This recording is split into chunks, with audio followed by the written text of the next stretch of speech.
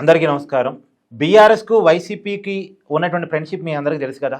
నేను చెప్పే చాలా విషయాల్లో ఎక్కువగా మీకు తెలిసినవే ఉంటాయి. వాటిని రీకనెక్ట్ చేస్తూ వర్తమానానికి అన్వయిస్తూ ఉంటాను నేను అంతే. ఇప్పుడు 2019 ఎన్నికల సమయంలో అంటే నిజానికి 2018లో తెలంగాణ ఎన్నికలు జరిగాయి. తెలంగాణలో కొద్దిగా ముందస్తు ఎన్నికలకు పోయారు.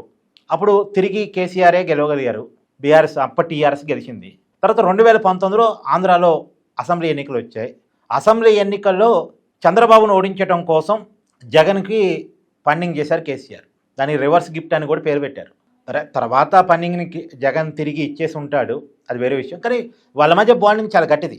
తర్వాత కూడా జగన్మోహన్ రెడ్డి తను గెలిచాక కేసీఆర్ని ప్రమాణ స్వీకారాన్ని పిలవటం, తర్వాత హైదరాబాద్ వచ్చి మరి కేసీఆర్ ఇంటికి వెళ్ళి కేసీఆర్కి థ్యాంక్స్ చెప్పటం, ఇంకా ఒకసారి ఆంధ్రాకి కేసీఆర్ వెళ్ళినప్పుడు ఆంధ్రప్రదేశ్ మంత్రి రోజా ఇంటికి వెళ్ళటం, ఇవన్నీ వాళ్ళ మధ్య ఉన్నటువంటి ఫ్రెండ్షిప్ చాలా గట్టిది.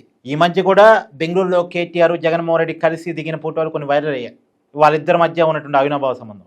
పోయినసారి 2024 ఆంధ్ర ఎన్నికల సమయంలో కూడా తిరిగి జగనే గెలుస్తారు అని చెప్పేసి కూడా కేసీఆర్ TV9లో ఇంటర్వ్యూలో చెప్పారు.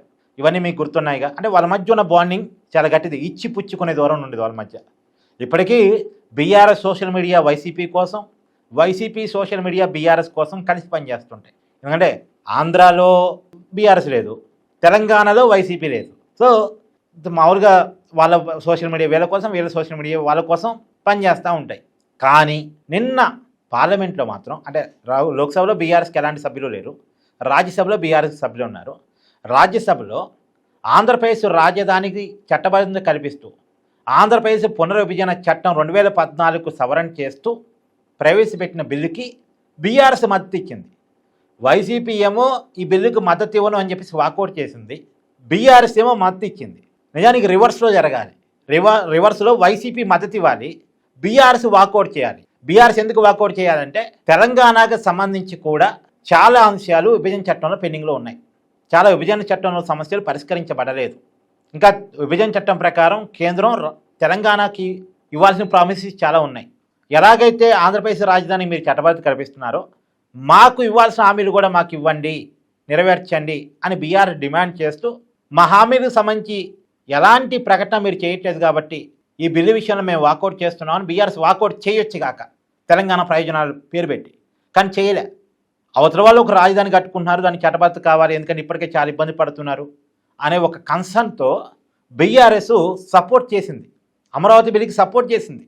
కానీ వైసీపీ మాత్రం ఏదో ఒక కుంటి సాకులు చెప్తూ వాకౌట్ చేసి వెళ్ళిపోయారు. లోక్సభలో రాజ్యసభలో వాళ్ళు వాకౌట్ చేసి వెళ్ళిపోయారు.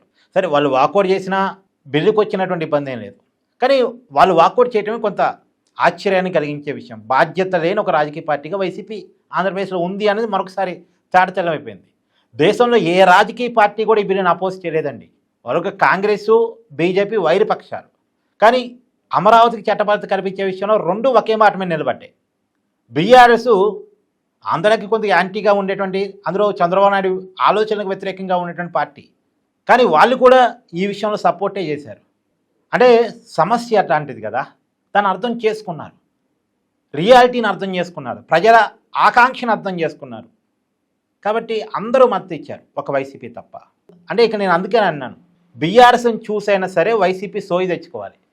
మరి మీరేమంటారు? కామెంట్ చేయండి. Thank you.